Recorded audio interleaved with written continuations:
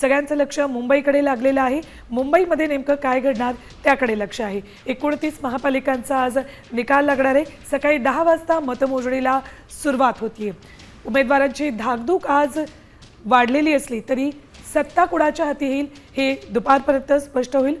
कोण सत्ता मिळवणार, कुणाचा महापौर होणार याकडे सगळ्यांचंच लक्ष लागलेलं आहे। राज्यातल्या 29 महापालिकांसाठी काल मतदान झालेलं आहे। अनेक राडे झाले। गेल्या काही दिवसात पैशांचं वाटप मोठ्या प्रमाणात झालं, मात्र सगळ्या समस्या पार करत मतदार राजानं आपला कौल कुणाला दिलाय हे आपल्याला सकाळी 10 वाजेनंतर कळणार आहे। आरोप प्रत्यारोपांच्या फैरी झडल्या। मतदार राजानं त्याचा कौल ईव्हीएम बंद केलाय। कोणत्या राजकीय पक्षांना आणि नेत्यांना हसण्याची संधी मिळते आणि कुणाला हादरे बसतात याचा फैसला आज सुरू होणार आहे 10 वाजता। मुंबईच्या निकालाकडे संपूर्ण देशाचं लक्ष लागले।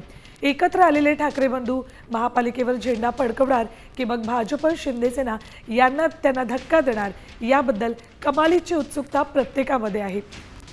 मुंबई ही देशाची आर्थिक राजधानी आणि याच आर्थिक राजधानीची सत्ता, या आर्थिक राजधानीच्या नाड्या कुणाच्या हाती येणार हे आपल्याला दुपारपर्यंत कळणार आहे।